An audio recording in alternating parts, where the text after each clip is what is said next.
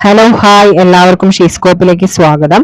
ഇന്ന് നമ്മൾ കാണാൻ വേണ്ടി പോകുന്നത് ജീവകങ്ങൾ അല്ലെങ്കിൽ വൈറ്റമിൻസ് എന്ന് പറയുന്ന ഒരു ഭാഗമാണ്.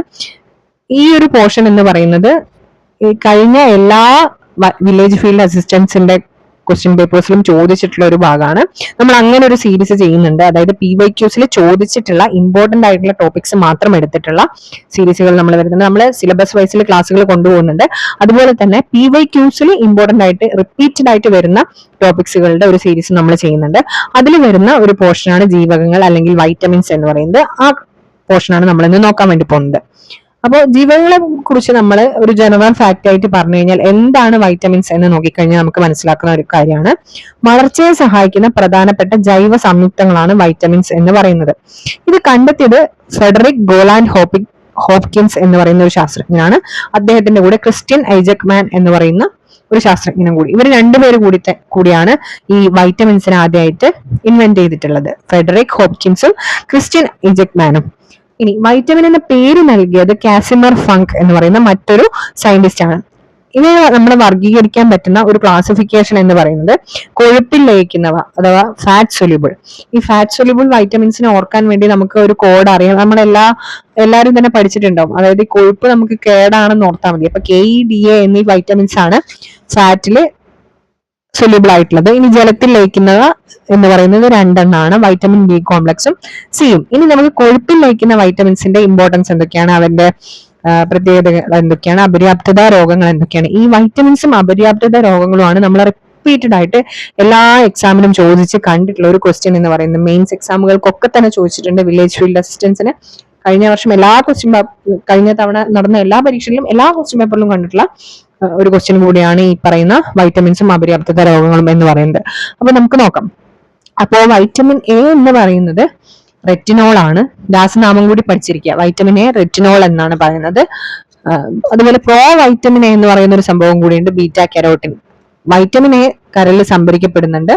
റോഡ് സെല്ലുകളുടെ പ്രവർത്തനത്തിന് ഭയങ്കര അത്യാവശ്യമായിട്ടുള്ള ഒരു വൈറ്റമിൻ ആണ് വൈറ്റമിൻ A. റോഡ് സെൽസ് ഉള്ളത് കണ്ണിലാണ്. ഇനി അപര്യാപ്തത രോഗങ്ങൾ എന്ന് പറയുന്നത് നിശാന്തത അല്ലെങ്കിൽ മാലക്കണ്ണാണ് വൈറ്റമിൻ എയുടെ അപര്യാപ്തത. ഇത് വൈറ്റമിൻ A1 അപര്യാപ്തത കൊണ്ടുണ്ടാകുന്ന ഒരു രോഗമാണ് നിശാന്തത. അതുപോലെ തന്നെ മറ്റൊരു അസുഖമാണ് സീറോഫ്താൽമിയ, കണ്ണ് വരണ്ടു പോകുന്ന അവസ്ഥയാണ്. വൈറ്റമിൻ A2 അപര്യാപ്തത കൊണ്ടാണ് ഇത് ഉണ്ടാകുന്നത്. ഇനി വൈറ്റമിൻ D ആണ് കാൽഷ്യഫെറോൾ എന്ന് പറയുന്നത് വൈറ്റമിൻ D ആണ്. നമുക്കറിയാം കാൽഷ്യം കഴിച്ചില്ലെങ്കിൽ നമ്മളെ ബോൺസ് ഒക്കെ പോകും. അപ്പം അതിന്റെ അപര്യാപ്തത കൊണ്ട് ഉണ്ടാകുന്നതാണ് എന്ത് പറയുന്നത്, ബോൺസിന് സംഭവിക്കുന്ന ചില അസുഖങ്ങൾ എന്തൊക്കെയാണെന്ന് നമുക്ക് നോക്കാം. അപ്പൊ ഈ കാൽഷ്യഫെറോളിനെ സൺഷൈൻ വൈറ്റമിൻ എന്നും പറയുന്നുണ്ട്. അതായത് സൂര്യപ്രകാശത്തിൽ നിന്ന് നമുക്ക് ലഭിക്കുന്ന ഒരു വൈറ്റമിൻ ആണ് വൈറ്റമിൻ D.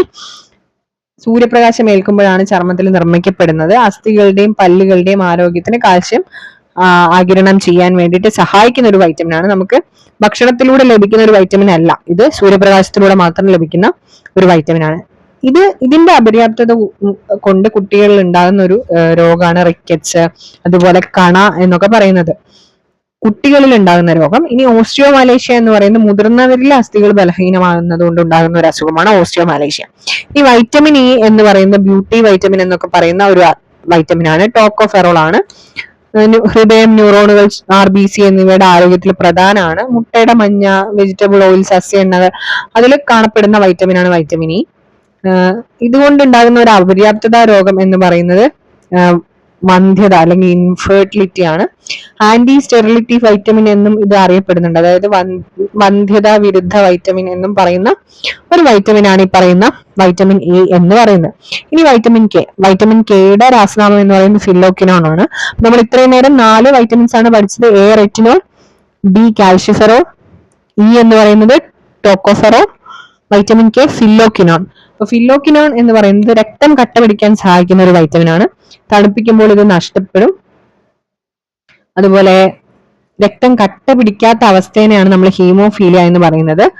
ഇവിടെ ഓർക്കേണ്ട ഒരു കാര്യം, ലോക ഹീമോഫീലിയ ദിനം എന്ന് പറയുന്നത് April 17 ആണ്. രാജകീയ രോഗം അല്ലെങ്കിൽ ക്രിസ്മസ് ഡിസീസ് എന്നൊക്കെ പറയുന്നത് ഈ ഹീമോഫീലിയനെയാണ്. ഈ ഹീമോഫീലിയ എന്ന് പറഞ്ഞാൽ എന്താണ്, രക്തസ്രാവം നിലയ്ക്കാതിരിക്കുക, അതായത് ഡിലേഡ് ബ്ലഡ് ക്ലോട്ടിംഗ് ആണ്. ബ്ലഡ് ക്ലോട്ട് ആവാതിരിക്കുന്ന ഒരു അവസ്ഥയാണ് ഹീമോഫീലിയ എന്ന് പറയുന്നത്. അത് വൈറ്റമിൻ കെയുടെ അപര്യാപ്തത കൊണ്ട് ഉണ്ടാകുന്ന ഒരു അസുഖമാണ് എന്നുള്ളത് കൂടി ആലോചിക്കുക. ചൂടാക്കുമ്പോൾ നഷ്ടപ്പെടുന്നതാണ് വൈറ്റമിൻ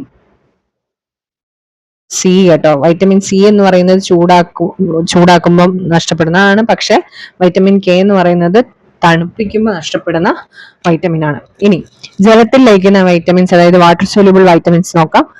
വൈറ്റമിൻ സിയും വൈറ്റമിൻ ബി കോംപ്ലക്സും ആണ്. വൈറ്റമിൻ സി എന്ന് പറയുന്നത് അസ്കോർബിക് ആസിഡ് ആണ്. പുളിയുള്ള പഴങ്ങളിൽ, ഫ്രൂട്ട്സിൽ കാണപ്പെടുന്ന ഒരു വൈറ്റമിൻ ആണ് vitamin C. Fresh food vitamin എന്നും വൈറ്റമിൻ സി അറിയപ്പെടാറുണ്ട്. മൂത്രത്തിലൂടെ പുറന്തള്ളപ്പെടുന്ന ഒരു വൈറ്റമിൻ ആണിത്. മുറിവുണങ്ങാനും ഇരുമ്പിന്റെ ആഗിരണത്തിനും സഹായിക്കുന്നുണ്ട്, വൈറ്റമിൻ സി സഹായിക്കുന്നുണ്ട്. ഇതിന്റെ അപര്യാപ്തത കൊണ്ടുണ്ടാകുന്ന രോഗമാണ് സ്കർവി. വൈറ്റമിൻ സി സ്കർവി എന്ന് ഓർത്താൽ മതി. നാവികരുടെ പ്ലേഗ് എന്നറിയപ്പെടുന്നു. ലക്ഷണങ്ങൾ എന്ന് പറയുന്നത് മോണയില് രക്തസ്രാവം, വിളർച്ച, അതൊക്കെയാണ് ലക്ഷണങ്ങൾ ഈ സ്കർവിയുടെ. ഇനി നമുക്ക് വൈറ്റമിൻ ബി കോംപ്ലക്സിലേക്ക് കിടക്കാം.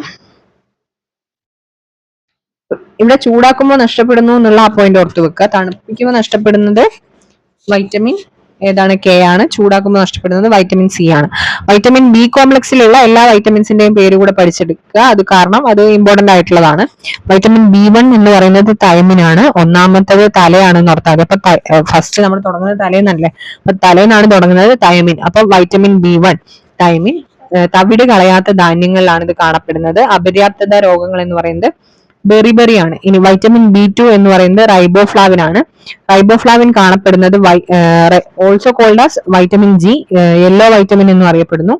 പാലിലെ മഞ്ഞ നിറത്തിന് കാരണം ഈ പറയുന്ന റൈബോഫ്ലാവിൻ ആണ്.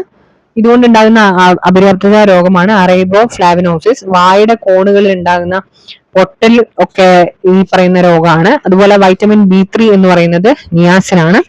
നിയാസിന്റെ 3 പല്ല് പോയി എന്ന് ഓർത്താൽ മതി. അപ്പോൾ വൈറ്റമിൻ B3 നിയാസിന്റെ അപര്യാപ്തത കൊണ്ടുണ്ടാകുന്ന അസുഖമാണ് പെല്ലഗ്രാം. നിയാസിന്റെ 3 പല്ല് പോയി. Vitamin B3, niacin, pellagra. അടുത്തത് വൈറ്റമിൻ B5. വൈറ്റമിൻ B5 എന്ന് പറയുന്നത് പാൻറ്റോതെനിക് ആസിഡ് ആണ്. B5 എന്ന് പറയുമ്പോൾ പാൻറ്റോതെനിക് ആസിഡ് എന്ന് ഓർത്താൽ മതി. നാഡീവ്യൂഹത്തിന്റെ പ്രവർത്തനത്തിനാണ് ഇത് സഹായിക്കുന്നത്. പെൻഡാപാര എന്ന് ഓർത്താൽ മതി. പാരസ്തേഷ്യാണ് ഇതുകൊണ്ട് ഉണ്ടാകുന്ന അപര്യാപ്തത രോഗം എന്ന് പറയുന്നത്. ബേണിംഗ് ഫീറ്റ് സിൻഡ്രോം എന്നും ഈ പാരസ്തേഷ്യ അറിയപ്പെടുന്നുണ്ട്. ഇനി വൈറ്റമിൻ B6 എന്ന് പറയുന്നത് പിരിഡോക്സിൻ ആണ്. ഓക്സിൻ 6 എന്ന് ഓർക്കുക. പ്രോട്ടീന്റെ മെറ്റബോളിസത്തിന് സഹായിക്കുന്ന ഒരു വൈറ്റമിൻ ആണ് വൈറ്റമിൻ B6. അനീമിയ ഉണ്ടാകുന്നതിന് കാരണമായിട്ടുള്ള ഒരു അതായത് വൈറ്റമിൻ B6ന്റെ കുറവ് കൊണ്ട് ഉണ്ടാകുന്ന ഒരു അസുഖമാണ് അനീമിയ എന്ന് പറയുന്നത്. വൈറ്റമിൻ B6 ബേസിക്കലി മൈക്രോസിസ്റ്റിക് അനീമിയ ആണ് ഈ കുറവ് കൊണ്ട് ഉണ്ടാകുന്ന അനീമിയ എന്ന് പറയുന്നത്. ഇനി വൈറ്റമിൻ B7 എന്ന് പറയുന്നത് ബയോട്ടിൻ ആണ്. വൈറ്റമിൻ H എന്നും അറിയപ്പെടുന്ന മുടിയുടെയും ചർമ്മത്തിന്റെയും ആരോഗ്യത്തിന് പ്രധാനപ്പെട്ട ഒരു വൈറ്റമിൻ ആണ് വൈറ്റമിൻ B7. മുടി കൊഴിച്ചിൽ, ചർമ്മരോഗങ്ങൾ ഇതിനെയൊക്കെ തടയാൻ ഇതൊക്കെ ഈ പറയുന്ന വൈറ്റമിന്റെ അപര്യാപ്തത കൊണ്ട് ഉണ്ടാകുന്ന ചില കണ്ടീഷൻസ് ആണ്. ഇനി വൈറ്റമിൻ B9 എന്ന് പറയുന്നത് ഫോളിക് ആസിഡ് അല്ലെങ്കിൽ ഫോളേറ്റ് എന്നൊക്കെ പറയുന്ന വൈറ്റമിൻ ആണ്. ഗർഭസ്ഥ ശിശുവിന്റെ നാഡീവ്യൂഹ വളർച്ചയ്ക്കും RBC ഉണ്ടാക്കുന്നതിനും പ്രധാനപ്പെട്ട ഒരു വൈറ്റമിൻ ആണ് വൈറ്റമിൻ B9 എന്ന് പറയുന്നത്. മെഗലോബ്ലാസ്റ്റിക് അനീമിയ ആണ് വൈറ്റമിൻ B9ന്റെ അപര്യാപ്തത കൊണ്ട് ഉണ്ടാകുന്നത്. ഇനി വൈറ്റമിൻ B12 എന്ന് പറയുന്നത് സൈനകോബാളമീൻ ആണ്. കൊബാൾട്ട് അടങ്ങിയിരിക്കുന്ന ഒരു വൈറ്റമിൻ ആണിത്. മാംസാഹാരങ്ങളിലാണ് കാണപ്പെടുന്നത്. പെർനീഷ്യസ് അനീമിയ ഈ വൈറ്റമിൻ B12ന്റെ അപര്യാപ്തത ഉണ്ടാകുന്ന അനീമിയാണ്. ഈ മെഗലോബ്ലാസ്റ്റിക് അനീമിയന്റെ ഒരു വേരിയേഷൻ തന്നെയാണ് പെർനീഷ്യസ് അനീമിയ എന്ന് പറയുന്നത്. ചിലപ്പോൾ ഏതെങ്കിലും ഒന്നേ നിങ്ങൾക്ക് തരലുണ്ടാവുള്ളൂ. ഏത് പറഞ്ഞാലും അനീമിയ എന്ന് കണ്ടാൽ കുത്തിക്കോളും. മിക്കവാറും വെറും അനീമിയയും ഈ പറയുന്ന രണ്ടിലേതെങ്കിലും ഒന്നും ഉണ്ടെങ്കിൽ ആ രണ്ടിലേതെങ്കിലും ഒന്ന് കുത്തണം കേട്ടോ. പക്ഷെ ഈ രണ്ടെണ്ണവും തന്നു കഴിഞ്ഞാൽ സെപ്പറേറ്റ് ആയിട്ട് പഠിക്കണം. പക്ഷെ ഒന്നേ ഉള്ളെങ്കിൽ ആ ഒന്ന് തന്നെ കുത്തണം എന്നാണ് ഉദ്ദേശിച്ചത്. അപ്പോ അത്രയാണ് പറയാനുള്ളത്. അപ്പോ നമുക്ക് ഇന്ന് ക്ലാസ് അവസാനിപ്പിക്കാം. എല്ലാവരും ചാനൽ സബ്സ്ക്രൈബ് ചെയ്യുക, ലൈക്ക് ചെയ്യുക, ഷെയർ ചെയ്യുക. Okay, thank you.